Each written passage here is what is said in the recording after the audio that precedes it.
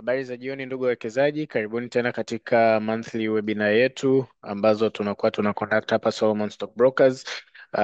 Katika mada yetu ya leo tuta explore sana sana maswali na majibu. Tutafanya session ya maswali na majibu kwa sababu tumenotice kumekuwa na maswali mengi sana yakiulizwa na wateja wetu juu ya masuala mbalimbali ya uwekezaji kwenye masoko yetu ya mitaji. So wiki hii tulituma Google Forms tuweze kukusanya maswali hayo yote na tumeweza kuyakusanya, na tutafanya au tutaweka kipaumbele kuyajibu maswali ya tutaweka kipaumbele ya kujibu maswali yaliyoulizwa kwenye Google Forms, na kisha pale ambapo muda utakaporuhusu ndipo hapo tuta open the floor for wawekezaji wote waweze kuuliza maswali ambao wapo kwenye kikao hiki. Kwa hiyo basi bila kupoteza muda nitauliza maswali na nitadirect maswali kwa wa- kuwahusika idara ya watakao deal na maswali yanayohusiana na vitengo vyao. So swali la kwanza kabisa ni swali la mfumo wa malipo. Swali linauliza kwamba katika mifumo yetu kumekuwa na changamoto gani? Kumekuwa na changamoto ya kutumia muda na siku nyingi sana kufanya malipo ya hisa ulizouzwa. Hadi sasa kuna mteja anasema ana zaidi ya siku tatu na ameuza hisa na zimeuzika lakini hajalipwa. Kwa very quickly ningependa kulipeleka hili swali moja kwa moja kwa idara yetu ya accounts waweze kutupa jibu lenye ufasaha zaidi ya changamoto gani ambazo zimekuwa zikitokea hapo. Mimi naitwa Temon Lupondo, ni CFO hapa Solomon Stock Brokers. Kuna mwekezaji ameuliza hili swali ambalo linahusiana na mfumo wetu wa malipo na yeye kucheleweshewa malipo yake, na ningependa kutoa utangulizi kidogo namna ambavyo malipo yanafanyika kwa ujumla yanayohusiana na wateja ambao wameuza hisa zao. Sisi huwa tunapokea malipo ya wateja ambao wameuza, kwa sababu kama sisi tuna mteja ambaye ameuza, tunatakiwa tupokee hizi fedha za mteja, ambapo sisi tukishazipokea fedha hizo, na sisi huwa tunafanya malipo kwenye akaunti ya mteja ambao anakuwa ametupatia. Sasa ziko sababu kadhaa ambazo zinaweza zikasababisha ucheleweshwaji wa malipo kwenye akaunti ya mteja huyo.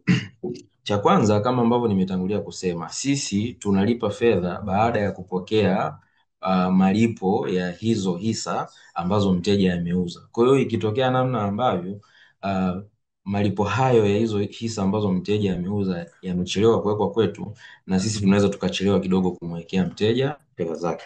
Lakini sababu ya pili ambayo inaweza ikasababisha tukashindwa kumlipa mteja kwa wakati ama malipo yakachelewa kidogo ni swala la tatizo katika mifumo ya benki, kwa sababu sisi tunatumia benki kuweza kulipa malipo ya mteja huyu, ambapo yeye anakuwa na akaunti yake, tunatoa kwenye akaunti yetu kwenda kwenye akaunti ya huyo mteja husika, na yenyewe kukiwa kuna changamoto kwenye mifumo ya kibenki inatusababishia sisi kuchelewa pia kumlipa mteja huyu.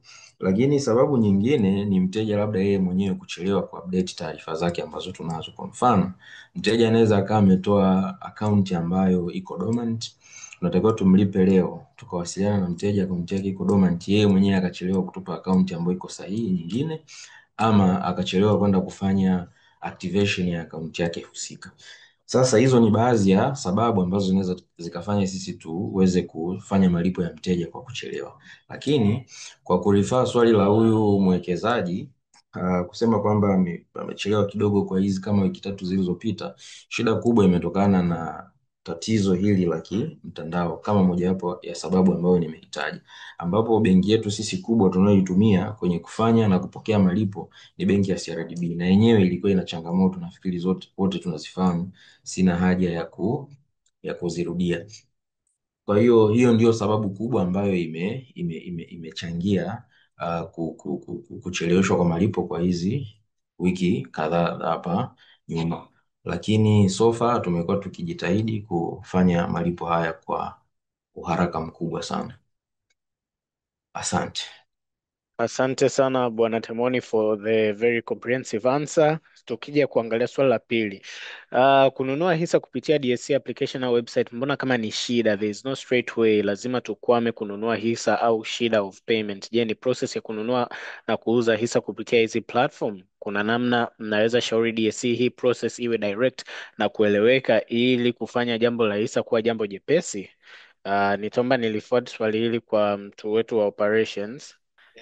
Swali kama linavyojielezea, kununua hisa kupitia DSE application au website, mbona kama ni shida? There is no straight way, lazima tukwame kununua hisa au shida of payment? Je, hii process ya kununua hisa na kuuza hisa kupitia hizi platform, kuna namna mnaweza shauri DSE hii process iwe direct na kueleweka ili kufanya swala la hisa kuwa jambo jepesi?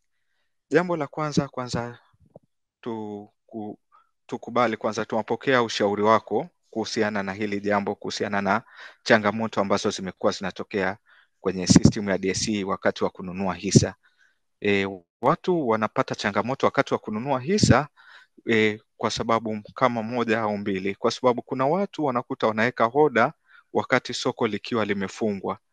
Endapo ukiweka hoda soko likiwa limefungwa, lazima upate changamoto kwamba oda yako itabaki pending mpaka pale soko litapokuwa limefunguliwa. Lakini tunashauri kwamba tujitahidi kuweka hoda ndani ya muda wa soko ili kuepuka hizi changamoto, kuona kwamba kutumia hapo imekuwa ni changamoto kubwa. Lakini jambo la pili, tunashauri kwamba unapoweka hoda jitahidi kulipia control ndani ya muda husika. Sasa unakuta mtu anaweka oda asubuhi, analipia control jioni au the next day. Ukilipia control the next day, inakuta haikubali tena, kwa hiyo inakuonyesha kuwa ugumu. Kwa hiyo naomba tuangalie kwenye hii, lakini kuhusu changamoto za system tunapokea kwa ajili ya ushauri zaidi na tutawashauri DSE. Okay, asante sana kwa hiyo jibu. Tukija swala la tatu, nini kinachangia hisa kushuka katika kipindi hichi ambapo tunaona makampuni mengi zimedrop? Hili swali nitaomba nilichukue. Actually, mkiwa mnafuatilia, kama mmekuwa mkifuatilia webinar session zetu kwa ukaribu, last session ya mwezi uliopita tulizungumzia namna ambavyo masoko yetu yamekuwa very volatile following changes za DSE rules ambazo zimefanya kiwango cha ukuaji na kupungua kwa hisa kuwa kwa kasi zaidi, na nafikiri kwa wawekezaji ambao wamekuwa wakilifuatilia soko karibu au ambao wamekuwa wakiwekeza hivi karibuni waliona as soon as hizo sheria zilivyokuwa amended June tarehe moja, kuanzia Juni tarehe mbili, hizo sheria mpya zilivyoanza kuwa enforced, moja ya vitu ambavyo tuliona ni kwamba hisa zilipanda kwa bei au hisa zilipanda kwa kasi kubwa sana. And just as rightfully so, tulipata maswali mengi kutoka kwa wawekezaji wakiuliza mbona hisa zinapanda kwa kasi hii? So hisa nyingi za makampuni nyingi zilipanda bei, na a lot of these counters ziliweza kufika kitu tunachoita all time share price, yani bei kubwa ambayo hisa ya kampuni fulani imewahi kutrade um, toka waanze kuorodheshwa kwenye soko la hisa. So tumekuwa na makampuni mengi sana ambayo yamehit all time high kutokana na hiyo amendments ya sheria, lakini zaidi ya hapo kutokana pia na kwamba makampuni haya yamekuwa yakifanya vizuri sokoni. So both ways, both vitu viwili vyote vilichangia katika ukuaji wa hisa hizo. Lakini sasa kuja kuaddress swali hili, kwa nini sasa tunaona hisa zinashuka? So baada ya kuona hisa kupanda kwa year to date returns asilimia mia, 200 na kadhalika, obviously kwa wawekezaji ambao walikuwa wamenunua mwanzoni wakati hisa hizi zikiwa ndogo na sasa hivi zimepanda juu, tumenotice ya kwamba wengi wao wameuza au wameamua kuchukua maamuzi ya kuuza kwa lengo la kutake profit, au kubuki hizo capital gains, au kwa mtazamo wa kwamba soko limekuwa overvalued na hivyo basi ni vyema kuchomoka na kurealize whatever sort of returns ambazo zimepatikana, na wengine pia wakiwa na speculative motive amongst many things, na hali ya kuto kujua na panic pale ambapo unaona hisa zinaanza kuporomoka, wewe umenunua kwa bei ya juu, una mtazamo wa muda mfupi, so speculative concerns na panic pia zilichangia katika kupungua kwa bei hiyo, lakini all in all this is just part of long term market volatility, na especially given haya mabadiliko ya sheria tutegemee kuona swings za kupanda na kushuka kwa bei zikiwa kwa kiwango kikubwa. So kujibu hili swali kwa ufupi, kwa nini hisa zimeshuka, tuanze kuelewa kwamba hisa zilipanda bei na nyingi zilifika all time high prices. Watu wanauza ili ku take profits, wengine over panic concerns ya kwamba wamenunua at all time high prices na wanajaribu ku cut off on losses and yeah, so na vyote hivyo vimeenda sambamba na mabadiliko ya sheria ambayo yamewezesha mabadiliko ya bei ya hisa kufanyika kwa urahisi zaidi compared na miaka ya nyuma. Swali linalofuata ni kwa nini rates za makato fees wakati wa kununua zinatofautiana? Mfano, kuna muda makato yanakuwa 2.9%, 3.6, 2.3%. Huu tofauti unatokana na nini? Na pamoja na hapo, tunaomba pia muelezee ufafanue charges zingine zinazo make up hiyo total commission fee, ukiachana na kwamba ndani ya hiyo commission fee kuna brokerage, lakini mteja huyo alitamani kujua ni charges zipi zingine ambazo zina make up that total cost. Naomba niliforward hili swali kwa idara ya accounts. Asante. Okay, asante.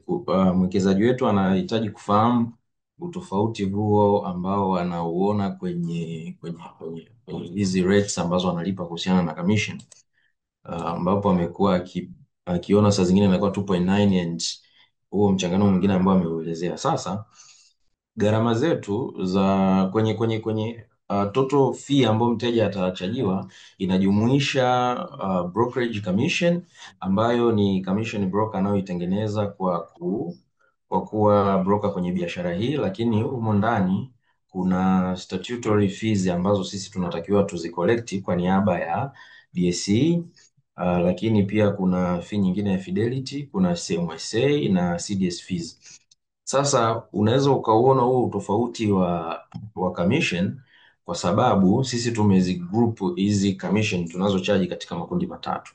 Kwenye transaction ambayo value ya ile transaction haizidi milioni 10, tunamchaji mteja 2.006 ya ile transaction value kama brokers commission. Lakini mteja ambaye transaction value iko between milioni 10 mpaka milioni 50 huwa tunachaji hiyo amount kati ya milioni 10 na milioni 50 tunaichaji, maana yake itakuwa ni milioni 40. Yani si ni kwamba sio below milioni 10 lakini haijazidi milioni 50.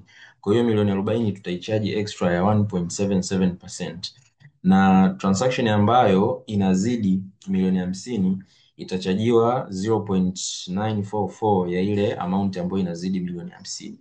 Kwa hiyo kwa mteja ambaye labda this time ukinunua hisa transaction value ya ile ya ule muamala ikiwa milioni 8, ukija ukinunua next time transaction value ikawa ni milioni 15, utaona huo utofauti ni kutokana na hizo grouping ambazo tumeziweka.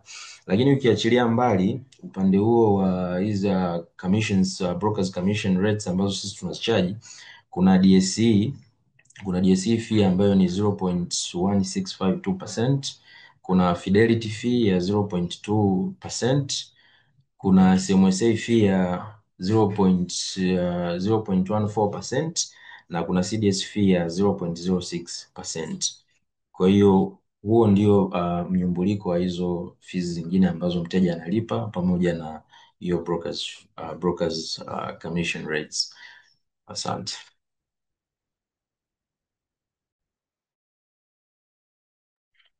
Asante sana Bwana Temon. Swali linalofuata ni je, ni hisa zipi zinafanya vizuri sokoni kwa kipindi hiki cha kukaribia mwisho wa mwaka?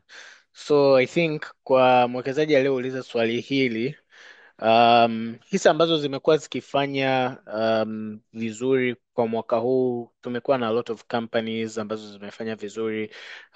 Kuna Mkombozi Commercial Bank, kuna Nico, kuna CRDB, NMB, kuna makampuni mengi sana ambayo yameonyesha bullish momentum.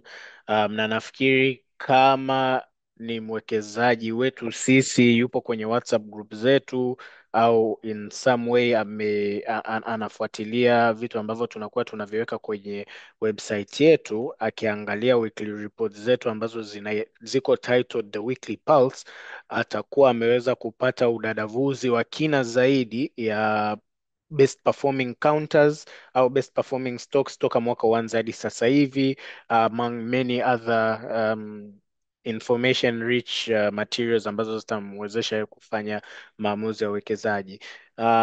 So ni hisa zipi ambazo zimefanya vizuri sokoni kwa kipindi cha kukaribia mwisho, zinafanya vizuri sokoni kwa kipindi cha kukaribia mwisho wa mwaka? Kama swali hili mwekezaji alikuwa na maana ya kwamba, yani kwamba kila mwisho wa mwaka kuna certain stocks ambazo zinakuwa zinafanya vizuri mara kwa mara au consistently, um, then the answer I would say is yani hamna a certain set of companies ambazo katika kipindi cha miezi fulani inakuwa inafanya vizuri mwaka hadi mwaka.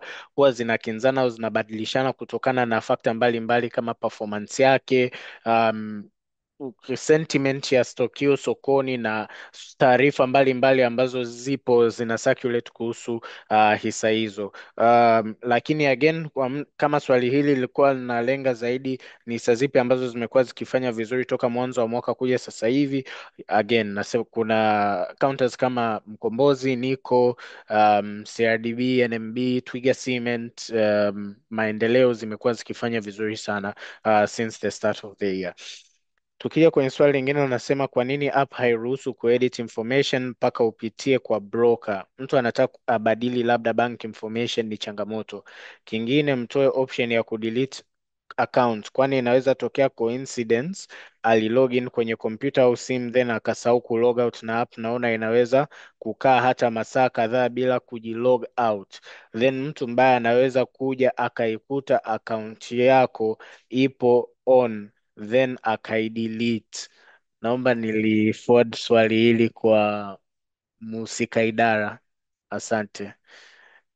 Trading desk, over to you. Asante. Tukianza kwanza na swali la kwanza, kwa nini app hairuhusu kuedit information mpaka upitie kwa broker? Hii ni kwa ajili ya kucontrol ubadilishaji wa taarifa kiolela na watu wengine pia kufanya manipulation ya data, kwamba anaweza kubadilisha namba ya simu akafanya transaction na baadaye akairudisha original, tukawa tunashindwa kufanya reconciliation ya order ilitokea wapi, na pia kumlinda mwekezaji ili yeye mwenyewe peke yake aweze kufanya hizi amendments. Kwa hiyo ukiwa unataka kufanya amendment ya taarifa kama kubadili namba ya simu, email, banking information, utatuma request kwetu, utatakiwa kujaza form, uisign na kuattach ID yako for verification, alafu sisi tuna amend taarifa zako kwa upande wetu, kuanzia upande wetu.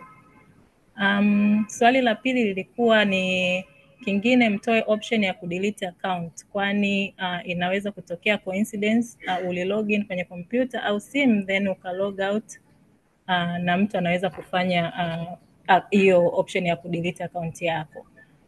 According to DSE wanasema kwamba hii button ya kudelete account ni kisheria, ni lazima iwepo. Kwa hiyo kama mteja, ni jukumu lako pia kulinda taarifa zako, kujaribu kwa namna yoyote vile watu wasipate access yako na kuweza kufanya hiyo action. Ila ikitokea changamoto kwamba hiyo account ya kudelete imefanyika, unaweza kuwasiliana na sisi moja kwa moja tukajaribu kutatua tatizo lako. Na concern ya tatu ilikuwa kuhusu kwamba unaweza kuwa umelogin alafu system haikulog out hata baada ya muda mrefu. Tunaichukua hii changamoto na tutaiwakilisha DSE ili waweze kufanya mabadiliko na kuweza kuweka muda wa kuweka time out pale ambapo mtu amelogin kwa muda mrefu, especially bila kuwa anafanya activity yoyote. Asante. Niende to the next question. Ni namna gani mwekezaji asiwe mzawa anaweza kushiriki katika soko la hisa? Na ni njia gani mwekezaji asiyekuwa mzawa anaweza kuona mwenendo wa uwekezaji wake na soko la hisa kwa ujumla. Naomba nilifuadi hili swali kwa mhusika. Habari za jioni, nashukuru tena kwa kunipatia swali hili na nashukuru mwekezaji kwa kuuliza swali hili. Ni kuona namna gani mtu ambaye si mzawa anaweza kuwekeza kwenye soko letu la fedha au kwenye soko letu la hisa. Actually nitalielezea kwa namna hii. Soko letu la hisa linaruhusu wawekezaji wa kila aina, awe ni Mtanzania au asiye Mtanzania. Kwa hiyo mwekezaji ambaye asiye mzawa, tunaongea ni non citizen, anaruhusiwa kuwekeza kwenye soko letu la hisa, ambapo soko letu la hisa linampa fursa ya moja kwa moja kuweza kuwekeza, lakini inakuwa ina mlimit tu kuwekeza kwa kupitia njia ya kimtandao kupitia application ya soko la hisa, kwa sababu tunajua kigezo namba moja cha kuweza kuwekeza kupitia kwenye application ya DSE ni lazima mtu awe na namba ya NIDA kuweza kujiregister. Basi mtu huyu direct moja kwa moja atawasiliana na wakala ambaye ni sisi Solomon Stock Brokers. Tutaweza kumpatia fomu ya kujaza ya KYC yake tuweze kumfahamu, na tutamfungulia akaunti ya uwekezaji wa hisa. Moja kwa moja anaweza kuanza kuwekeza hisa, kuwekeza kwenye soko la hisa kupitia kwetu sisi mawakala Solomon Stock Brokers, na pia tunakuwa moja kwa moja tunaweza kumuissue investment statement zake, ambapo pia anaweza akawa anafuatilia mwenendo wa uwekezaji wake, na pia mara kwa mara tunatoa taarifa za soko jinsi zinavyoendelea, daily market report, weekly report, na quarterly report na some analysis. Tunaweza kuwa tunashare na mwekezaji wetu huyu ambao ni foreign investor. Kwa hiyo huyu mwekezaji anaweza kuwekeza moja kwa moja kwenye soko letu la hisa bila kuwa na changamoto yoyote, except hawezi kuwekeza kupitia tu kwenye hiyo application ya hisa kiganjani, kwa sababu hana namba ya NIDA.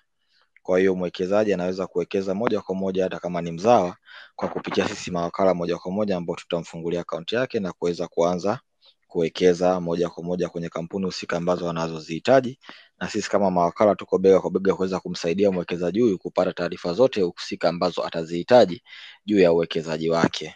Asante sana Emmanuel. Karibu, na naomba nikurushie swali lingine, maana the following question is supposed to be answered by you.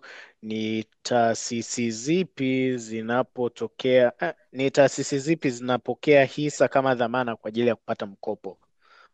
Asante sana Emmanuel. Tunajua kabisa katika mojawapo ya faida za uwekezaji kwenye soko la hisa, unaweza kutumia hisa zako kama collateral, kama dhamana ya kupata mkopo kwenye taasisi za kifedha. Tunaongelea sana mabenki, na kwa Tanzania mabenki karibu yote yanatoa mikopo kwa kupitia hisa zako kama dhamana. To be specifically, nadhani mtakuwa wote ni mashahidi, hivi karibuni benki ya Mwanga Hakika imetoa product mahususi kabisa kwa ajili ya kukopesha, kutoa mikopo kwa dhamana ya hisa, na product hii wanaita Mwanga Hakika Mkopo Chap. Naamini wengi tuliona. Hiyo ni mojawapo ya mifano ya taasisi za kifedha ambazo zinatoa mikopo kwa kupitia hisa zako, na tutakuja kuandaa pia ili somo la mikopo kupitia dhamana za soko la fedha, ikiwamo hisa na hati fungani. Tutaalika baadhi ya mataasisi ya kifedha kuja kutoa uwasilishaji, lakini huo ni mfano wake mojawapo niliotoa wa benki ya Mwanga Hakika, na bidhaa yao inaitwa Mkopo Chap, ambapo hiyo ni mahususi kukopea hisa zako. Asante sana. Asante sana. Naomba nichukue maswali yafuatayo. Naona kuna maswali mengi hapa yanayofuata yanayouliza juu ya ABC za uwekezaji katika hisa.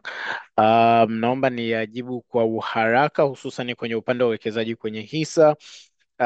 So very layman language, maana najua wengi wetu hizi basics wameshaweza kuzikava mpaka wameamua kuanzisha safari zao za uwekezaji, lakini pia the other reason being ya kwamba tumefanya issue nyingine ikiwa kwamba tumesha cover hili session ya basics za hisa na hatifungani na mifuko ya uwekezaji wa pamoja so many times katika multiple sessions, na hizo YouTube recordings zipo kwenye YouTube channel yetu kwa wawekezaji wageni au wawekezaji ambao wanajiunga kwa mara ya kwanza. Unaweza ukapata recordings hizo kwenye YouTube ukaweza kujifunza kwa ukina na kwa undani zaidi juu ya ABC za uwekezaji, lakini very quickly nitagusia on the basics za uwekezaji kwenye hisa. So hisa ni financial asset au ni rasilimali za kifedha zinazomwezesha mwekezaji au mmiliki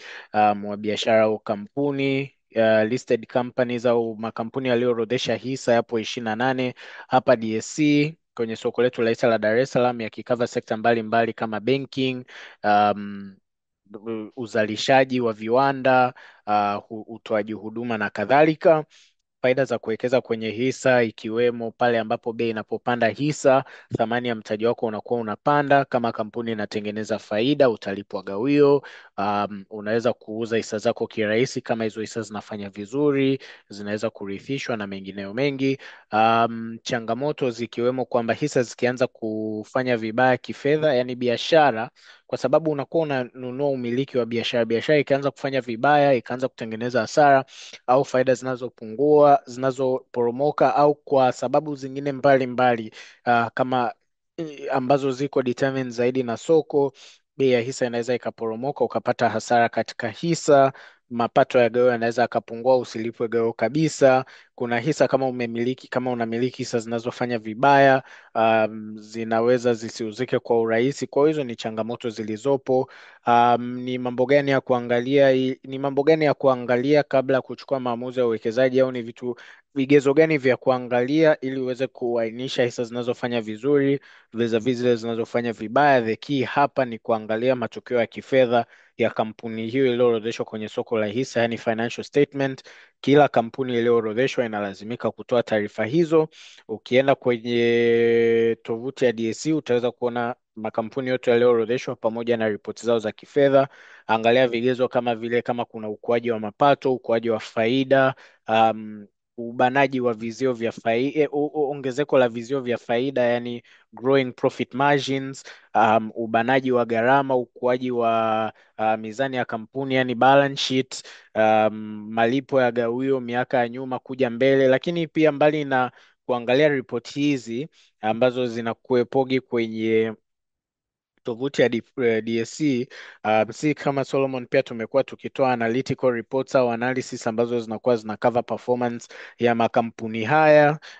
Tumejitahidi pia kwenye weekly reports zetu tujaribu kuweka bit of fundamentals, kuwawezesha wawekezaji kuanisha hisa zinazofanya vizuri na zile zisizofanya vizuri kwao. Mbali na hizo reports za kifedha, unaweza ukasoma reports zetu sisi ambazo zinakuwa zimecover analytical performance. Fuatilia webinar zetu, tunakuwa tunagusia nyanja. Kuna session ambapo tumekuwa tukigusia performance la soko kwa ujumla, lakini pia performance ya individual companies. So it all comes down kufuatilia matokeo ya kifedha ya kampuni na kufuatilia taarifa tunazozitoa sisi kama wakala wako, kukupa wewe taarifa za kukuwezesha wewe kufanya maamuzi yaliyo sahihi. Kuna ishu nyingine ya IPO. Mtu ameuliza IPO ni nini? IPO kwa kifupi ni initial public offering, na ni pale ambapo kampuni inataka kuorodhesha hisa zake kwa mara ya kwanza kabisa, au ina hisa zingine mpya za ziada ambazo wanataka kuorodhesha sokoni, ambapo hisa hizo zinauzwa kwa wawekezaji in exchange for mtaji. So hiyo process nzima inaitwa IPO na inafanyika kwenye soko la awali, yani primary markets. Mtaji ukisha kusanywa kutoka kwa wawekezaji kwenda kwa kampuni hiyo inaweza ikatumia hayo makusanyo aliyoyapata kutoka hiyo IPO collection period kwenda kujikita katika shughuli zao za kioperesheni au shughuli zao za kiuwekezaji walizoahidi wawekezaji ili kuwatengenezea faida. Alafu wawekezaji wanaomiliki hisa hizo sasa, kama wanataka kuziuza, wanaweza wakawauzia wawekezaji wengine ambao wapo determined kuyanunua. Na swala hilo la ununuaji na uuzaji wa hisa unafanyika katika soko la upili, the secondary market. So yes, kwa hiyo nafikiri hapo pia nimeweza kulichanganua kwa ukina zaidi swala zima la IPO na maana yake, lakini again, most of these details tumeshazikava mara nyingi, zipo kwenye our YouTube channels.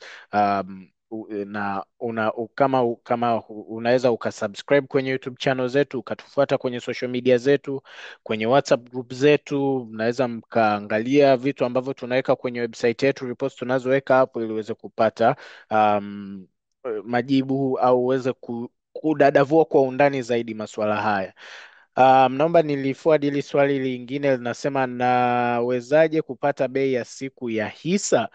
Very quickly hapa naweza nikasema kuna daily report pia tunazozitoa kila jioni. Hapo unaweza ukajua soko limefungwa kwa bei gani, kwa kama upo kwenye WhatsApp group zetu, kama upo kwenye website, you can get all of that information. Lakini kwa mwekezaji anayetaka kujua katikati ya siku bei inaendaje, naomba niliforward hilo swali kwa mhusika aweze kulijibu.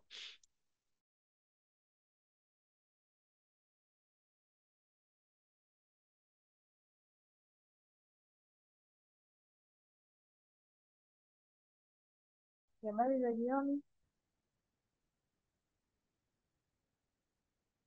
Habari za jioni.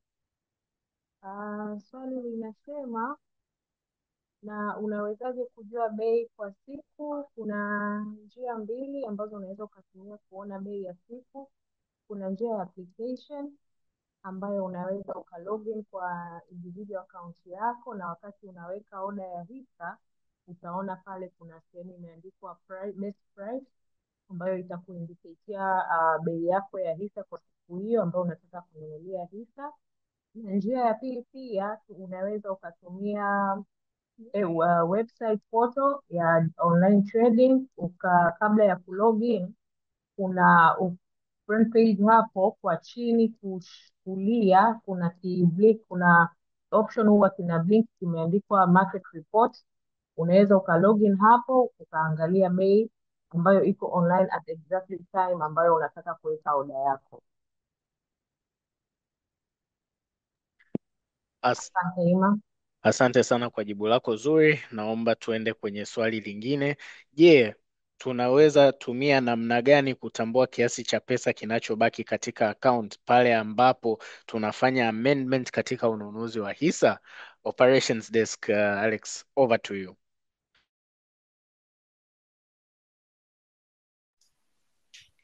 Habari tena. Unawezaje kujua kiasi cha fedha kilichobaki baada ya kuriposti oda yako au kuamendi oda yako? Jambo la kwanza tunatakiwa tuelewe kitu. Tunatakiwa tuelewe jambo moja. Unaporiposti oda yako, kinachotokea ni kwamba, au kiamendi oda yako, kinachotokea kama ulinunua bei ya chini, utapoamendi oda, kinachopelekea idadi ya hisa zitapungua na kitakuwa kinalingana na kiasi cha fedha kile kile ambacho kilikuwepo. Lakini kama kitakuwa kimebaki kiasi cha fedha, ni kiasi cha fedha ambacho kitakuwa hakitoshi kununua hisa moja, kwa sababu ina calculate idadi ya hisa kutokana na kiwango cha fedha. Lakini hili kufahamu kama kuna kiasi cha fedha kilichobaki, ni wewe kuwasiliana na broker wako ambaye ni sisi Solomon. Utatutumia tu kwamba niliriposti oda yangu hii hapa yenye control number hii yenye kiasi hiki na nikapata kiasi hiki. Kwa hiyo tutakuangalizia na tutakuambia, tutakutumia statement yako ya kuonyesha kiwango cha fedha ambacho kimebaki kwenye akaunti yako. Asante. Alright, asante sana. Kuna swali lingine la kwako hapo hapo. Wakati wa kuuza hisa ni asilimia ngapi zinakatwa kama fee na pesa inaingia kwenye account baada ya muda gani? Je, kama ninataka kuongeza mrithi ninafanyaje? Ukiuza hisa zako, pesa yako inawekwa kwenye account bank au mobile wallet? Okay. Yeah. Wakati kwenye swali letu kuna swali zaidi ya moja hapa. Tuanze na swali la kwanza. Wakati wa kuuza hisa ni asilimia ngapi zinakatwa kama fee? Unapouza hisa au kununua hisa, huwa tunachaji 2.4308 ya fedha yako ambayo utakuwa umewekeza wakati wa kununua, na wakati wa kuuza tutachaji asilimia hiyo 2.4308 kutokana na yale hela yako, and then hela itaobaki ndo tutakulipa, na malipo huwa ni T+3.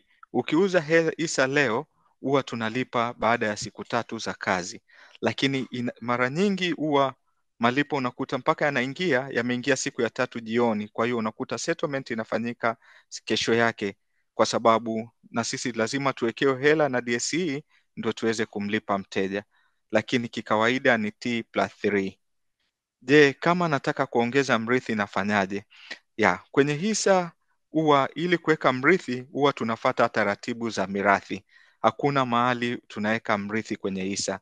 Ni endapo mmiliki wa hisa akifariki, tutafata taratibu za kimahakama za nani aliyoteuliwa kuwa mrithi wa hisa zako, ndio atahamishiwa yeye. Kuna utaratibu ambao unafanyika wa mirathi ili kuwepo na mrithi wako. Kikubwa kinachotakiwa ili mrithi wako awepo, unatakiwa uwepo na wosia au will ambao utakuwa unaonyesha mrithi wa hisa zangu atakuwa fulani.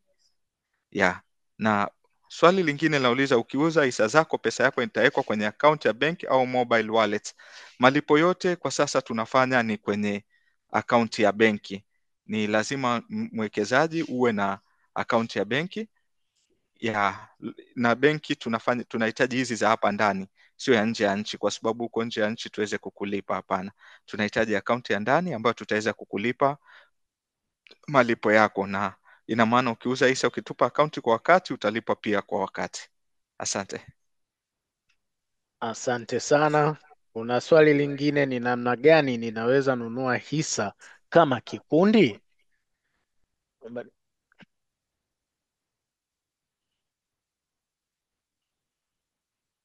Asante Emmanuel. Kama nilivyojibu swali la awali kwamba kwenye soko letu la hisa tunaruhusu watu kununua hisa wakiwa ni Watanzania, wasio Watanzania. Pia tunaweza kununua hisa kama individual, mtu binafsi, kama joint account, watu wawili, kama taasisi za kifedha, kampuni, na pia unaweza kununua kama vikundi vya pamoja.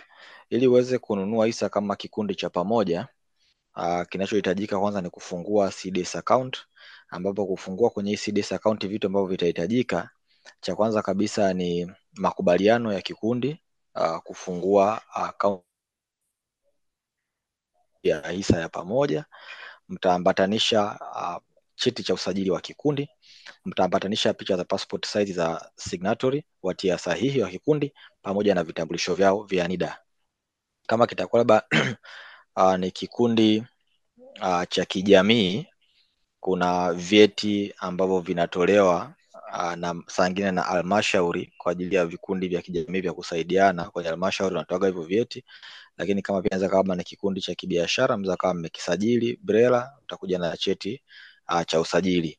Kwa hiyo kama kikundi mnaweza kuwekeza kwa namna hiyo.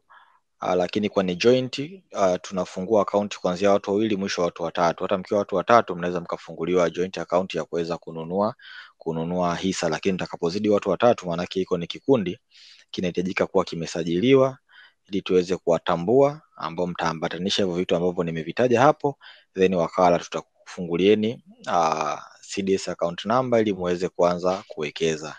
Asante sana. Asante sana. Kuna swali linalofuata. Je, kuna uwezekano wa kupata mafunzo rasmi ya kufanya analysis kabla ya kuwekeza ukiwa kwenye uwekezaji? I think hili swala la kutoa mafunzo rasmi ya analysis, tumekuwa kwenye prior webinar sessions, although indirectly tumekuwa tukionyesha ni ni njia gani ambazo tunaweza tukatumia kudadavua au kuchanganua matukio mbalimbali ya kiuwekezaji. So again, this goes back into our YouTube sessions, our previous webinar ambazo tumewahi kufanya, ambazo zote unaweza ukazipata kwenye YouTube channel yetu.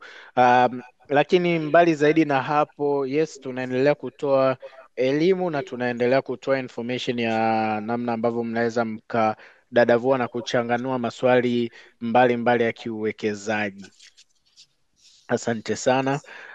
Naomba tuende kwenye swali lingine. Unamshauri mtu aanze kununua hisa kuanzia ngapi, na je, ni katika kampuni moja au tofauti tofauti? Over to you, Patrick. Asante sana Emmanuel. Actually, mimi namshauri mtu aweze kununua hisa kadiri awezavyo, japokuwa soko letu la hisa lina encourage watu kufanya uwekezaji sana kwenye soko letu la hisa, kwa sababu ukiangalia kwa namba ya Tanzania tuliopo na idadi ya namba ya wawekezaji iliyopo kwenye soko letu la hisa hatujazidi hata 1% ya total population ya wawekezaji ambao wapo kwenye soko la hisa. Kwa hiyo tunaendelea kuencourage watu kushiriki katika masoko yetu ya fedha, sana sana soko la hisa, ambao sasa hivi ukiangalia kisheria mtu hata kununua hisa moja anaruhusiwa kwanza kununua. Kwa mimi na kuencourage kununua namba yoyote ile, kikubwa iwe ndani ya malengo yako ya kifedha na uwe na ile nidhamu ya uwekezaji na consistency. Hiko ndo swala la muhimu, lakini kiwango cha chini ni hisa moja tu. Kwa mimi nakushauri kununua kiwango chochote kutokana na malengo yako ya kifedha, lakini uwe na hiyo nidhamu ya kuweza kuwekeza mara kwa mara na kufikia malengo yako ya kifedha ya uwekezaji ambao umejiwekea, kwa sababu uwekezaji kwenye soko la hisa ni uwekezaji mzuri sana ambao watu wengi wamekuwa wakijitajirika kifedha na kujiweka imara kiuchumi wa sasa na wa baadaye. Kwa hiyo mimi nitakushauri weka kiwango chochote ambacho nguvu yako inafikia na malengo yako ya kifedha. Asante sana. Asante sana Patrick kwa swali zuri hilo. Naomba niende to the next question. Hususan kwenye my holdings yangu kuna hisa ambazo nilinunua lakini nikiangalia sizioni. Hii imekaaje? Kama swali linavyojieleza, hususan kwenye holding, anaelezea kwamba haoni hisa zake. Kuna namna ambayo mteja anaweza akajua kama hisa zake zitasoma kwenye holding ama inaweza isisome. Cha kwanza, anatakiwa kwamba hiyo ilikuwa iko successful ama haijapita. Kama oda yake ilikuwa successful na ikaandika pale fulfilled, be assured kwamba holding yako itasoma, ingawa kwa sasa hivi kuna changamoto ambayo inaendelea kwa upande wa DSE, na hii changamoto tumeshaiwasilisha kwa wahusika wanaifanyia kazi, kwamba holding zinazotolewa hususan kuanzia za mwezi wa 8 mpaka tunavyoendelea mwezi wa 6 huu. Lakini kama mteja oda zake zimepita zote na ziko successful, hasiwe na wasiwasi, anaweza akatucheki sisi kwa WhatsApp yetu, akatutumia PDF yake na tukamtumia statement yake ili kuondoa wasiwasi kwamba hisa zake zimepotea. Asante. Going to the next section ya hati fungani. Ni njia zipi napaswa kuzifanya wakati nataka kununua hati fungani ambayo ipo kwenye soko la hisa na ile ambayo iko kwenye benki kuu? Lakini naomba niunganishe swali hili na hili swali lingine linalouliza, naweza kutoa hati fungani kabla haijakomaa? Over to you Patrick. Asante sana Emmanuel. Ni swali zuri ambalo tumeweza kulizungumzia sana kwenye vipindi vilivyopita, lakini nitalielezea pia kwa ufupi na kwa undani kidogo. Actually kuna namna kubwa mbili za kuweza kushiriki kununua hati fungani za serikali na za mataasisi binafsi. Njia ya kwanza ni kupitia kwenye primary market, ambao kwa mataasisi binafsi tunasema ni IPOs, na kwenye serikali tunasema ni kwenye auction. Kwa hiyo mtu yote anaweza kushiriki kuweza kununua kununua hati fungani hizi, aidha ni kwa kupitia mnada wa benki kuu. Mfano kama leo kulikuwa kuna mnada wa miaka 25 wenye 13.7%, ambapo watu wameshiriki tu, ni wengi kwenye huu mnada. Huu mnada unaweza kuingia kwa njia mbili. Njia ya kwanza tunasema unaweza kushiriki kwenye competitive au non competitive. Kwenye competitive ni kwamba unaenda kushiriki kwenye mnada kwa kuja na bei yako sokoni ya kubid kuweza kupata bondi hiyo, na kwa njia ya pili unaweza kuingia kama non competitive, kwamba mimi sitaweka bei, nasubiri ile bei ya wastani ya soko ya siku husika ambayo mimi nitapatiwa siku hiyo na benki kuu. Na kwa upande wa kwenye corporate bondi za mataasisi binafsi, kuna bondi ambazo ziko sokoni sasa hivi kama Albara ya CRDB, kama Stawi bond ya TCB Bank. Hizi ni IPOs ambapo mteja anakuja moja kwa moja kuomba kununua bondi hizi kwenye primary market kwa kuweka hela yake at par value ya shilingi 100. lakini kwa upande wa pili unaweza kuzinunua kwa njia ya pili ambayo ni kwenye secondary market. Kwa bondi hizi zote ambazo zitapitia kwenye primary market, either ni kwa IPO au kwa auction, zinaenda kuwa listed kwenye soko la hisa la Dar es Salaam. Zikishakuwa listed kwenye soko la hisa la Dar es Salaam, kwa hiyo mwekezaji ambao labda hukupata fursa ya kununua kwenye primary market, either ni kwa mnada au kwenye IPO, either kwa kuzikosa, ulivyoshiriki ulikosa, au haukuwa na au kufahamu au kuwa na uwezo wa kifedha kwa muda huo, lakini sasa hivi madhumuni yako ya kifedha na nguvu ya kifedha ipo, unataka kununua, unakuja kwenye secondary market ambapo utakutana na watu ambao wanauza bondi hizo, na wewe utakuja kuzinunua kwenye soko la pili, kwenye secondary market moja kwa moja. Nikiunganisha na swala la pili, anasema kwamba je, unaweza ukaachana na bondi hiyo kabla haijakomaa, yani haijafika maturity? Yes, bondi yote tutakanunua, tutachukulia mfano bondi ya leo ya miaka 25 yenye riba ya 13.7 itakuja kumachua mwaka 2050, ni miaka 25 kutokea leo. Chochote kinaweza kikatokea katikati hapo. Unaweza kuwa umekaa nayo mwaka mmoja, miezi sita, miaka mitatu, miaka 10 au miaka mitano, unaruhusiwa kutoka katikati. Unatokaje? Ndio tunaongelea sasa hilo soko la pili, hiyo secondary market. Unakuja pale kuweza kutafuta mtu ambaye anataka kuzinunua uweze kuuza. Kwa hiyo tunashauri mara nyingi nunua bond ambazo unajua liquidity yake kwenye soko la pili, kwenye secondary market inakuwa ni kubwa, appetite yake ni kubwa, watu wengi wanakuwa wanaihitaji hiyo bond. Kwa hiyo inakuwa ni rahisi sana hata kwa wewe kuweza kufanyaje, kuweza kuiuza hiyo bondi yako. Kwa hiyo hulazimishwi kukaa mpaka mwisho bondi itakapokomachua. Kwa hiyo unaweza ukaamua kutoka muda wowote ambapo wewe utatamani sasa kuona una mahitaji ya kifedha, kwa utabadilisha ile bondi yako kuwa fedha kwa kuiuza kwenye secondary market. Asante sana Emmanuel. Alright. Asante sana Patrick. Naona kuna swali lingine linauliza maelezo ya kina kuhusu kushuka kwa riba za hatifungani. Alright, this is a very good question. Again, naona maswali mengi sana yanayoulizwa ni maswali ambayo tumewahi kuyacover in previous sessions. Kwa na narudia hili swali, yani kuemphasize ya kuwa maswali mengi ambayo tunakuwa tunauliza au ambao wawekezaji wanakuwa wanauliza au wako nayo, yani nasisitiza hivi just kuonyesha ya kwamba most of these questions sio mara ya kwanza tumeyasikia, au yani we kama individual investor sio mtu wa kwanza ambaye umeuliza maswali haya. We've had these questions a lot and that's why tuna resources au jitihada mbalimbali ambazo tumeziweka in place ili wawekezaji waweze kupata hizo information au education before getting to us directly. So uzuri baadhi ya hivi vitu including this question tumelikava kwenye our YouTube sessions, YouTube sessions zetu na monthly webinar zetu ambazo zipo pia YouTube, lakini pia PPT reports ambazo tumekuwa tukishare kwenye WhatsApp group zetu na all our social media platforms, lakini nitalijibu kwa ufupi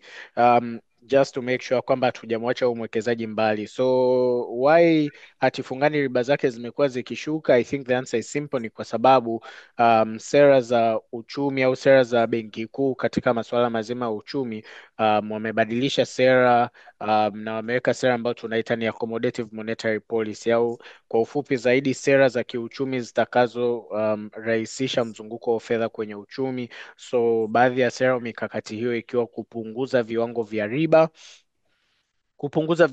riba katika incentive au katika financial asset mbalimbali ambazo Benki Kuu inakuwa inatoa. So uzuri tumekuwa tukiona hii tumeona hii kwenye ile riba kuu ya benki letu kuu likianza kushuka mnamo hii robo ya pili kuelekea robo ya tatu wa mwaka wa kifedha mwaka huu wa mwaka 2025, lakini mbali zaidi na hapo tumeanza kuona yields zikishuka muda mrefu sana toka mwezi wa tatu, mwezi wa nne, na tulianza kucomment sababu ambazo zimechagiza katika swala hilo. Swala lingine pia ni kwamba kwa upande wa serikali, maana ukija kuangalia pia ni nani anayenunua hizo hatifungani na ni nani anayelipa hizo riba na ni nani anayekopa, ni serikali. At the end of the day pia it's in the government's best interest kuhakikisha kwamba anapata mikopo kwa bei nafuu. So the incentive there is also aiming to ensure kwamba serikali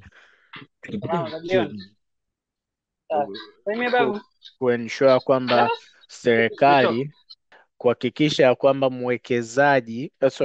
kuhakikisha kuwa serikali anakuwa anapata hizi rates au hizi riba kwa kiwango nafuu. So In short, majibu ni mawili ya kwa nini tunaona riba zinashuka. Jibu la kwanza ni kuwa sera ya kiuchumi imewekwa kuencourage mzunguko mkubwa zaidi wa kifedha, na ili mzunguko wa kifedha uwe mkubwa kwenye uchumi wowote lazima upunguze riba ili uweze kudiscourage watu kuweka akiba na kufanya savings na kufanya spending na investment. Lakini issue ya pili tunayoona ni kwa sababu um, inasaidia pia serikali ambayo ndio taasisi kuu inayokopa kuweza kupata mikopo hiyo kwa bei nafuu. Yes. Naona kuna swali lingine pia la maana ya hatifungani ni nini, na inakuwaje na faida yake ni nini. Again, hili ni swali ambalo limekuwa likijirudia mara kwa mara, na tumeshali cover before. Naomba nililete hili swali kwa Christine aweze kulijibu. Habari. Maana ya hatifungani au bond essentially ni kwamba unakuwa unakopesha taasisi au serikali. Tukiongelea government bonds ni kwamba hatifungani za serikali ni unakuwa wewe kama individual taasisi unaikopesha serikali, na tukiongelea hatifungani za makampuni au corporate bonds unakuwa wewe kama individual au taasisi unakopesha hiyo kampuni husika ambayo kwa wakati huo inatoa hatifungani. Kwa hiyo ni kwamba hatifungani ni mkopo ambao unakuwa na terms ambazo ziko fixed ya kwamba inachukua muda gani mpaka iishe, kama ni miaka 5, 10, 7, 15, 20, na inakuwa na fixed interest au riba ambayo iko fixed. Kila mwaka wanakuwa wanatoa kiasi asilimia kadhaa. Na kwa mfano kwa hatifungani za serikali zenyewe zinalipa hiyo interest kila baada ya miezi 6, wakati tumeona hatifungani za makampuni zipo ambazo zinalipa kila baada ya miezi 6 na zipo ambazo zinalipa kila baada ya miezi 3. Faida yake ya kuwekeza kwenye hatifungani au wewe kama mwekezaji kukopesha serikali au kampuni ni kwamba unakuwa na uwekezaji ambao unakuwa unakurudishia faida au hizo interest kila baada ya miezi kadhaa. Kwa hiyo ni rahisi sana kupangilia returns zako za uwekezaji, na kwa sababu ziko fixed, kwa hiyo hazina zile fluctuation kama za hisa kwamba zinapanda na kushuka, au process ya kupata magawio kwamba kuna kipindi labda kampuni inashindwa kurudisha magawio. Hii kwa sababu interest yake iko fixed, kwa hiyo una garantia kila mwaka huwa unaingiza kiasi kadhaa kupitia uwekezaji wako kupitia hatifungani. Hiyo ni maelezo mafupi ya hatifungani. Kwa taarifa zaidi unaweza pia kutembelea YouTube channel zetu. Kuna masomo kadhaa tumetoa kuhusu hatifungani, faida zake na jinsi ya kuparticipate. Asante sana. Asante sana Christine. Naona hapo tumemaliza maswali yetu ya hatifungani, tuje kwenye maswali yetu ya mifuko ya uwekezaji wa pamoja. So maswali yetu ni kama ifuatavyo. Mfuko gani wa uwekezaji ni bora kwa mwanachama mwenye kipato cha kati na kilicho na gawio zuri? Lakini hapo hapo kuna swali ongezeko, ni mfuko gani sahihi kuwekeza kwa ajili ya mtoto? Naomba nilipeleke swali hili kwa Patrick. Asante Emmanuel kwa maswali hayo. Mwekezaji anahitaji kujua ni mfuko gani sahihi kwa wawekezaji wenye kipato cha kati na pia ni mfuko gani sahihi kwa watoto. Actually pase hapa tunaongelea mifuko ya UTT ndio ambayo tutaizungumzia kwa sasa hivi. Katika ile mifuko 6 tunaangalia ni mfuko gani ambao tunasema ni sahihi kwa watu wenye kipato cha kati. Kiuhalisia mifuko yote ni sahihi kwenye kuwekeza. Nadhani tulipokuwa tunaongelea somo la uwekezaji kuna vitu vichache tulivigusia vya kuviconsider kabla ya kutaka kuwekeza. Kitu cha kwanza tulikiongelea ni goals. Malengo yako ni yapi unapokuja kwenye uwekezaji wa kifedha? Iko ni cha kwanza. Cha pili ni aina ni nature ya fund, aina ya kipato, na ni kwa muda gani unataka kukaa kwenye mifuko au kwenye uwekezaji. Kwa hiyo tunaona kabisa kwamba haya malengo yako ndio yataweza kudetermine kwamba wewe mfuko huu unaweza kuwa ni mzuri sana kwa wewe kwenye kuwekeza. Nitaizungumzia kwa uharaka, then mwekezaji anaweza akafahamu kwamba je, mimi ni mfuko upi ambao unaweza ukawa unanifaa sana kuwekeza, hasa kwa sababu na kipato cha kati, si ndio? Tuna mifuko 6. Katika mifuko 6, kitu cha kwanza cha kukijua kwanza ni sera ya uwekezaji. Mifuko hii inawekeza sehemu gani? Hiko ndio kitadetermine cha kwanza return ambayo unaipata, cha pili riski ambazo zinapatikana kwenye mfuko, na mfuko ni wa muda gani, ni mtu wa muda gani ambao anapaswa kuingia kwenye mfuko huu. Mfuko namba 1 mpaka namba 4 tunasema mfuko wa Umoja, Wekeza Maisha, Watoto Fund na Jikimu. Ni mifuko ambayo tunasema 50% unawekeza kwenye soko la hisa na 50% unawekeza kwenye fixed income, si ndio?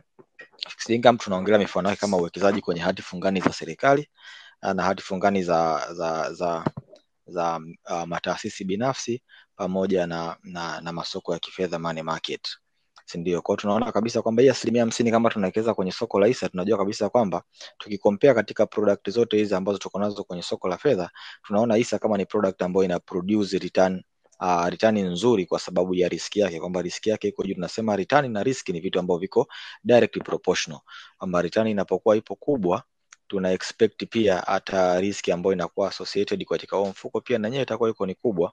Kwa hiyo tunamwona kabisa kwamba mtu ambaye anawekeza hapa anakuwa na anticipation kwamba ana uwezo kutengeneza faida kubwa sana, lakini pia kuna muda ambao anaweza kawa hasitengeneza faida kubwa sana kutokana na volatility ambayo inapatikana kwenye soko la hisa. Lakini wakati huo bila kusahau 50% zipo kwenye fixed income. Hizi zinasaidia kuweza kustabilize mifuko kipindi ambapo soko la hisa halifanyi vizuri. Mifuko inapokuwa inashuka, yenyewe inaweza kustabilize ili mifuko isiwe inashuka kwa spidi kubwa. Kwa hiyo return yako inakuwa kidogo inapungua, lakini kunakuwa hakuna athari kubwa sana ya kushuka, kwa sababu kuna zaidi ya 50% ambayo tunaipata kwenye fixed income, inakuwa ina stabilize returns ambazo zinapatikana kwenye mifuko hii ya Umoja, Wekeza Maisha, Watoto na Jikimu. Wakati huo kuna baki na mifuko miwili ambayo ni liquid fund na bond fund. Mifuko hii zaidi ya 90% imewekeza kwenye fixed income, sana sana kwenye hati fungani za serikali za muda mrefu. Kwa hiyo tunaona mifuko hii athari yake ya uwekezaji kidogo iko chini. Kwa mwekezaji ambao hapendi riski sana, mifuko hii inamfaa mno, na mifuko hii inakupa liquidity kubwa, urahisi wa kuweza kuweka hela na kutoa hela kwa muda mfupi, na inaweza kusaidia kutengeneza portfolio yako kidogo kidogo kama unakuwa una fedha kidogo kidogo. Kwa hiyo tukiangalia mifuko hii pia hatutegemei kuwa na return kubwa sana, kwa sababu tunaona kabisa hata athari ya uwekezaji wake sio kubwa sana. Kwa hiyo tunategemea mifuko hii itatutengenezea faida ya kawaida, lakini pia athari yake pia isiwe kubwa.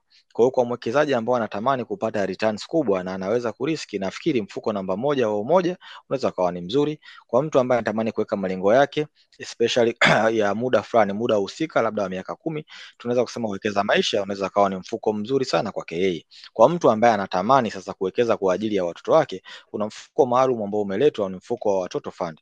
Huu mfuko uliokuwa mahususi kwa ajili ya watoto, especially kuendeleza katika shughuli zao za kimasomo. Kwa mfuko huu utakuwa ni mzuri sana kwa watoto. Lakini yule aliuliza swali kwamba je, kwa watoto ni mfuko upi mzuri wa kuwekeza? Ningemshauri kuwekeza kwenye mfuko wa Watoto Fund, kwa sababu lengo lako ni la muda mrefu na ni kwa manufaa ya mtoto, kwa sababu mfuko huu pia unakukosesha ule urahisi wa kuweza kuzitoa zile pesa kwa muda mfupi endapo unatamani kutumia pia kwa matumizi yako binafsi au ni. Lakini kama ni kwa matumizi ya mtoto, mfuko huu unakuwa ni mzuri, kwa sababu kama anadaiwa ada, ni rahisi kupeleka tu invoice UTT na UTT wakalipa moja kwa moja kwenye taasisi husika ya kielimu ambapo mwanao anasoma. Kwa hiyo ningemshauri mfuko namba 1, lakini mfuko namba 2 pia ningemshauri awekeze kwenye liquid fund. Pia nao ni mfuko mzuri sana kwa kuwekezea watoto, kwa sababu pia inaweza ikawa ni rahisi kuweza kuaccumulate fund kwenye mfuko huo na kuweza kumsaidia withdraw kwa at your own convenience, kuweza kumlipia hizo ada zake na matumizi yake mengine binafsi, kwa sababu mfuko wa watoto wenyewe utakuwa umejikita zaidi kwenye elimu, na endapo unataka kutoa hiyo hela kwa ajili ya matumizi binafsi ya mtoto inakuwa ni vigumu. Kwa mfuko wa watoto na liquid fund, ningemshauri sana mtu huyu ambaye anatamani kumwekezea mtoto wake kwa ajili ya matumizi yake na kwa ajili ya matumizi ya kielimu. Lakini pia mfuko wa bond fund sio mbaya pia nao kuwekeza, lakini usitamshauri sana kuwekeza kwa mtoto.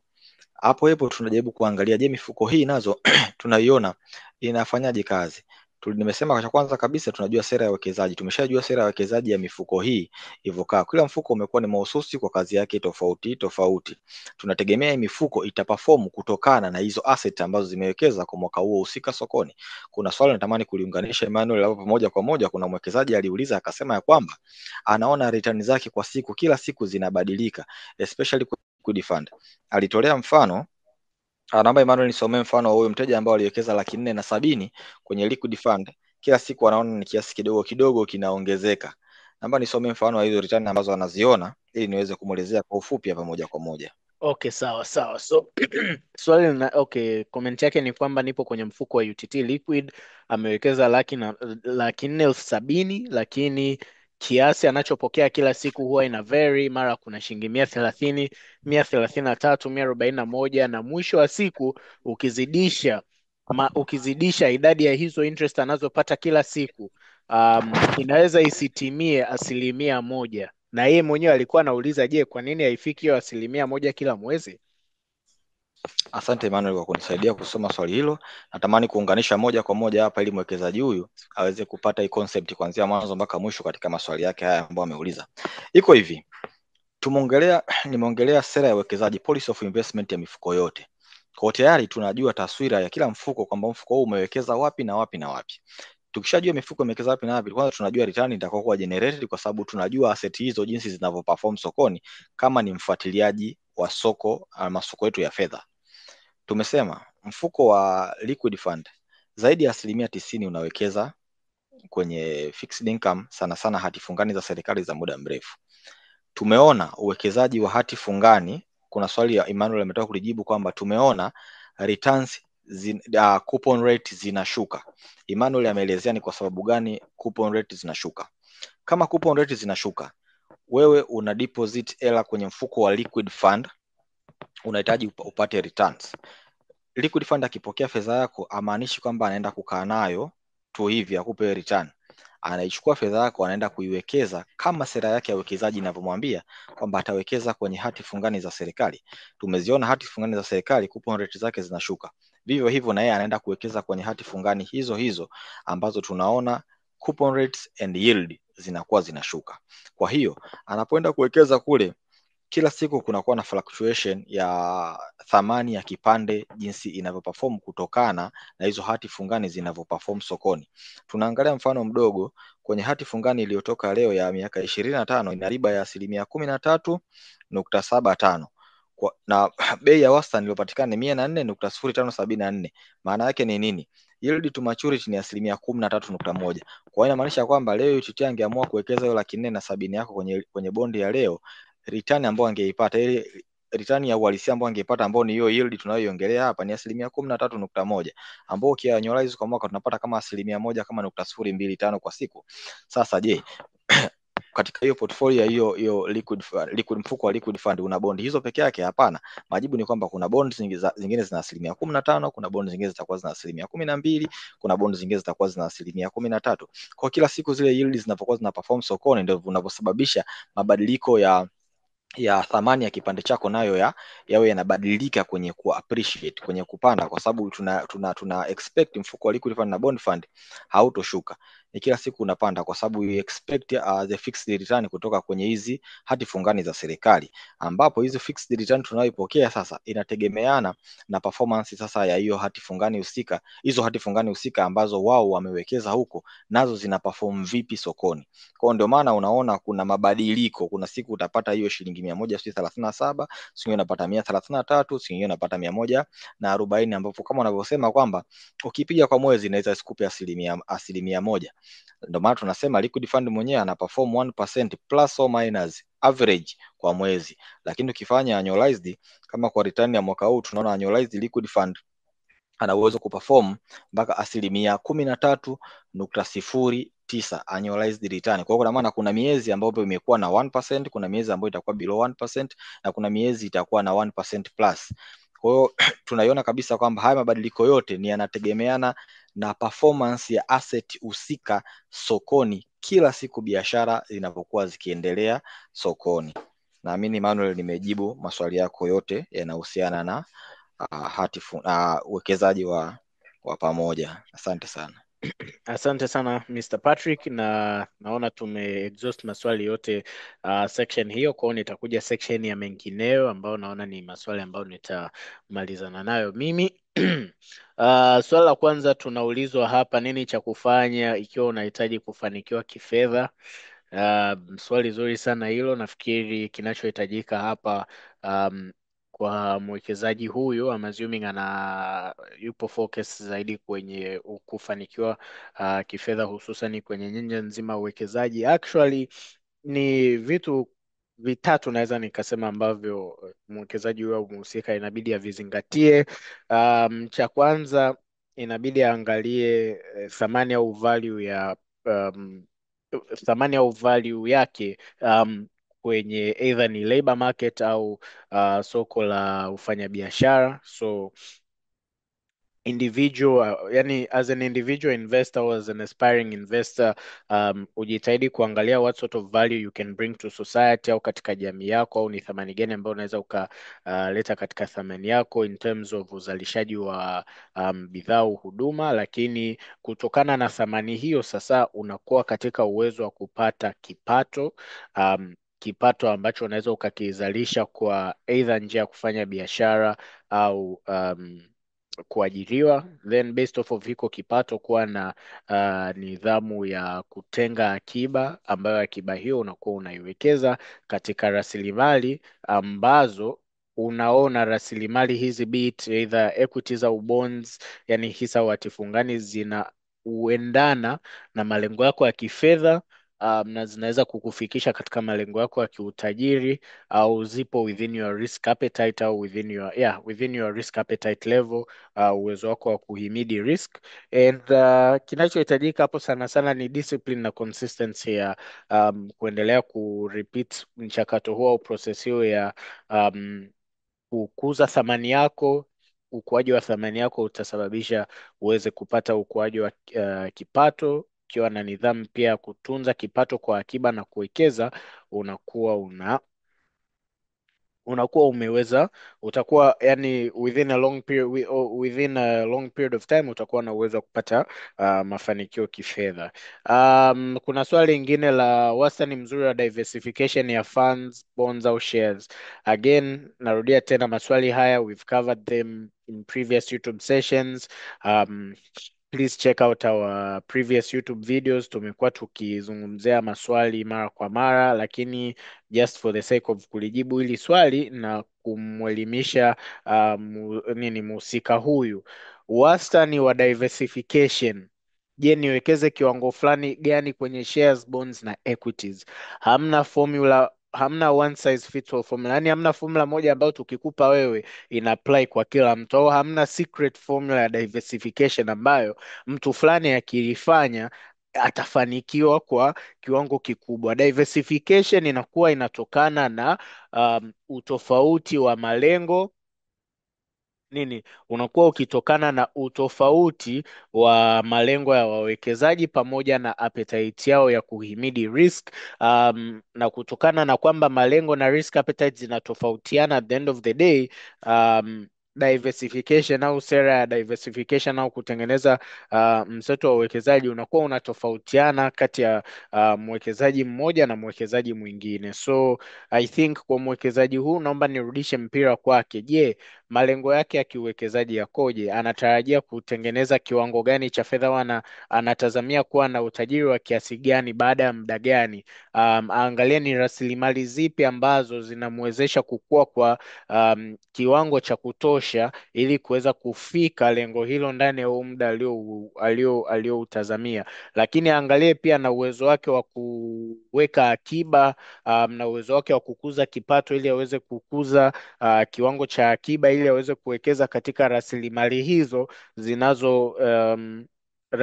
hizo ambazo zinazokuwa kwa kiwango husika ili kumwezesha kufika malengo hayo. Na mwekezaji huyo aangalie pia level of risk appetite katika kulizingatia swala hilo. Of course, maswala haya they can be a bit technical, na mwekezaji huyu awe huru kabisa kupiga simu ofisini kwetu ndani ya muda wa kazi kuanzia saa 2 asubuhi mpaka saa 10:30 jioni, siku za kazi za Jumatatu hadi Ijumaa. Anaweza akapiga hiyo simu na au akavisit ofisi zetu katika kipindi hicho, na sisi tukaona ni namna gani tunaweza kumsaidia katika kutengeneza hiyo diversification au hiyo portfolio itakayomfaa yeye. Lakini just to reiterate, diversification differs from investors. Portfolio construction, niwekeze kiwango gani wapi na sehemu gani, inatofautiana na mwekezaji. Na again, kanuni hizo za vitu vya kuzingatia katika kujenga au katika kusetup uwekezaji wako tumesha cover katika previous YouTube sessions. Cheki YouTube video zetu, ingia kwenye group zetu za WhatsApp, unaweza kusikiliza majadiliano na discussion ya wawekezaji mbalimbali wanaotoa ushuhuda na mikakati wanaotumia katika kuwekeza, ukapata idea kutoka kwa wawekezaji wenzako, ukahudhuria webinar zetu, kuangalia analysis zetu. Over time utakuwa katika position ya kutengeneza diversification au portfolio inayokufaa wewe. Na kumbuka pia diversification au portfolio setup inaweza ikabadilika mara kwa mara kutegemeana na phase uliopo kifedha, phase yako kimaisha na malengo yako yatakavyokuwa huko mbeleni. Swali la mwisho hapa naona, I want to know the difference between price earnings ratio na price book value ratio. How can they assist me? So I think jinsi ambavyo the way they've been named, price earnings na price book value, ukiangalia price ni bei ya hisa ya taasisi unaoangalia. Earnings ni faida kwa kila hisa. Kwa uwiano wa uwiano wa bei kwa hisa kwa faida kwa kila hisa moja. Uwiano huu unatuwezesha sisi kujua kama basically unalipa kiasi, yani kwa kila shilingi moja ya faida unakuwa unalipa shilingi ngapi kama mtaji kupata hiyo shilingi moja ya faida. That's basically what the price earnings ratio inatuambia. So the bigger the price earnings ratio, the more expensive the counter is. If you want to assess whether a counter is expensive or cheap, angalia counter moja kama ni CRDB au TBL, angalia let's say price earnings ya kampuni hiyo vis-a-vis sekta yake. So for CRDB ni the finance sector, for TBL ni sekta ya uzalishaji. Again, takwimu hizi tunakuwa tunazitoa kwenye report zetu za weekly polls. Kwa mwekezaji anaweza akapata taarifa hizo, au anaweza akaangalia ratio hizo kwa mtazamo hizo, akaangalia kilichopo kwenye hizo report zetu na kuweza kufanya maamuzi yaliyo mema zaidi. Na kwenye price book ratio, book value ratio, basically ni mtaji wa wanahisa kwa kila hisa. Kwa hiyo ukienda kwenye financial statement ya kampuni yoyote, angalia mizani ya kampuni, utaona shareholders equity pale imeandikwa, au mtaji wa wanahisa igawanye kwa idadi ya kila hisa, ndio unapata book value per share. Kwa hiyo price to book basically ni uwiano wa bei ya kila hisa moja kwa mtaji kwa kila hisa. Nayo pia, although not a very reliable metric kama price earnings ratio, inakuwa inaonyesha pia expensiveness au cheapness ya asset. The larger the price book ratio, the more expensive a stock is, and vice versa. I hope tumeweza and kujibu swali lingine, how can they assist me in buying shares, kwa kuangalia uwiano huo relative to uwiano wa sekta nzima ya makampuni similar katika sekta hiyo, unaweza kuangalia iko kimoja against hiyo average na ukaweza kuona kama ni expensive au cheap. And again, analysis hizi tumezionyesha kwenye report zetu za weekly polls. Kwa hiyo mwekezaji anaweza akaangalia hapo, na akiwa na concern yoyote au any further questions anaweza reach out kwenye group zetu, WhatsApp namba yetu, au akapiga simu ofisini akaweza kupata ujuzi zaidi. Asante Emmanuel. Nilikuwa na nyongeza tu kidogo kwenye swali la mengi moja. Nimefurahi nataka kumuongezea kidogo tu mwekezaji na kwa faida yetu sisi wote. Shukuru Emmanuel kwa kuwa umelijibu swali la mengineo. Swali namba moja, nini kufanya ikiwa unahitaji kufanikiwa kifedha? Emmanuel amelijibu vizuri, lakini natamani kuongezea kidogo hapa kwa manufaa ya mwekezaji na manufaa yetu wote. Emmanuel amelijibu vizuri sana, ni perspective ya uwekezaji, ni namna gani sasa unaweza kufanikiwa kifedha, lakini namba niliongezea pia in terms of personal financing, kuangalia namna gani kwamba huyu mtu anataka kufanikiwa kifedha, ni vitu gani vya kuzingatia, ni kitu gani avifanye. Nina vitu vichache kama vitu 6 nimeviainisha, ambao natamani mtu kwa at your own time unaweza ukaviangalia namna gani ya kuvichambua, vinaweza vikatusaidia sana. Cha kwanza kabisa tunasema kama tunawafundisha kila siku, kwenye kitu chote tunachokifanya, cha kwanza lazima ni kuwa na malengo, goals. Kwa hiyo tunasema cha kwanza muhimu ni kuwa na financial goals, malengo ya kifedha. Unaweza ukaangalia labda unataka kuwa na malengo kwa ajili ya kustaafu au kwa ajili ya watoto wako. Kwa hiyo ni kitu cha muhimu sana kuwa na malengo ya kifedha. Hiko ni cha kwanza. Na kitu cha pili ambacho tunakihitaji sasa muhimu, na ambacho niki ambacho tunakifanya kila siku, tafuta elimu au maarifa ya kifedha.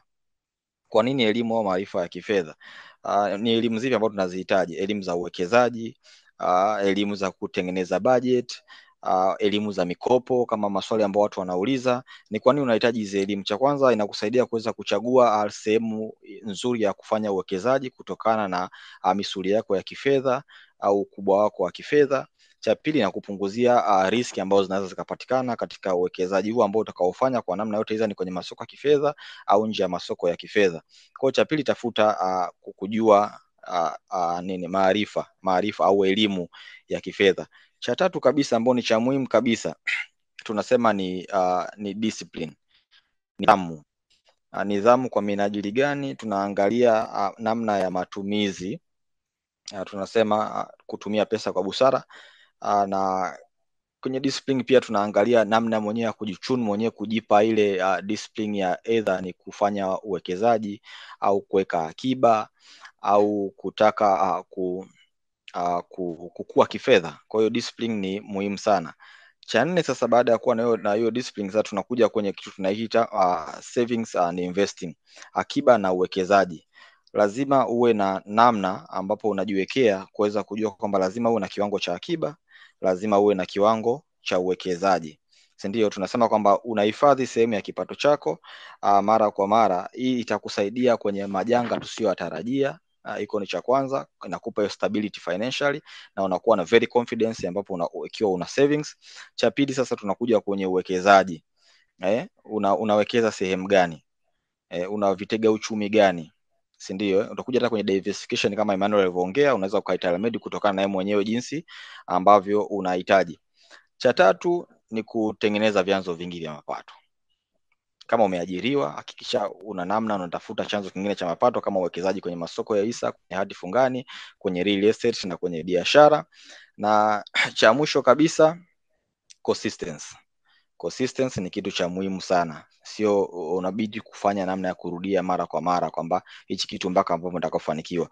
Kwa hiyo short, yani hicho in a nutshell tunataka niongezee hapo. Nashukuru Emmanuel kwa kunipa fursa hii kuiongezea. Kwa hiyo nadhani pia hizo ni njia ambazo ukizifuatisha zinaweza zikakufikisha kwenye malengo yako ya kifedha. Asante sana Emmanuel, naomba nikurudishie kwa ajili ya kufunga. Asante. Asante sana Bwana Patrick, and asanteni sana kwa wawekezaji wote walioshiriki katika Google Form zetu kuuliza maswali yale ambayo yalikuwa ni maswali dukuduku au maswali ambayo yamekuwa kichwani mwao katika tafakari zao kwa kipindi cha muda mrefu. Tuna matumaini tumeweza kuexhaust maswali yenu, lakini pia kwa wale waliouliza maswali kwenye chatbot tumeweza kuwajibu ipasavyo, lakini generally, I think the key issue here ni kwamba we've also noticed that a lot of these questions au maswali ambayo yamekuwa yakiulizwa ni maswali ya kujirudia rudia, na ni maswali ambayo kama ni mwekezaji makini, ujue tunasema wawekezaji wanaofanikiwa ni wale wawekezaji walio makini na ni wale wawekezaji wanaofuatilia masuala mazima ya uwekezaji kwa ukaribu. So tunawasihi sana pia, umakini ni vizuri kuuliza maswali as part of kujifunza, lakini tunawashauri na kuasa pia mcheki resources ambazo tumekuwa tukiwekeza muda na jitihada zetu kuwapatia hizo resources. Kuna hizo reports zetu za siku hadi siku, daily pulse. Siku hizi tumeongezea hadi na recordings kwa wale ambao ni wazito kidogo kusoma. Kuna weekly pulse reports ambazo tumeweka kukava movement ya masoko kila wiki, ambayo ina include masuala ya price earnings ratio na mengineyo. Kuna webinar nyingi sana ambazo tumefanya huko nyuma ambazo tumekuwa tukipost kwenye YouTube session, na kuna reports ambazo tumekuwa tukishare kwenye WhatsApp group. Mnaweza mkazipitia hizi muweze kupata ujuzi mkubwa zaidi, na muweze kuwa wawekezaji wenye ujuzi mkubwa zaidi katika masuala mazima ambayo mnakuwa mnafuatilia au mnakuwa mnatarajia kuwekeza. Lakini all in all, tunawashukuru sana kwa maswali yenu na maoni yenu. Tunaamini tumeweza kuwa exhaust, na tunaamini ya kuwa kwa wawekezaji wageni wameweza kupata ABCs za uwekezaji, na wenye waliokuwa na changamoto mbalimbali tumeweza kuwapa dira na ufumbuzi wa namna ya kutatua changamoto hizo na solution mbalimbali za uwekezaji. Tunawashukuru sana. Tukutane katika webinar nyingine tena mwezi ujao. Tuwatakie jioni njema na mafanikio makubwa zaidi katika uwekezaji. Asante sana.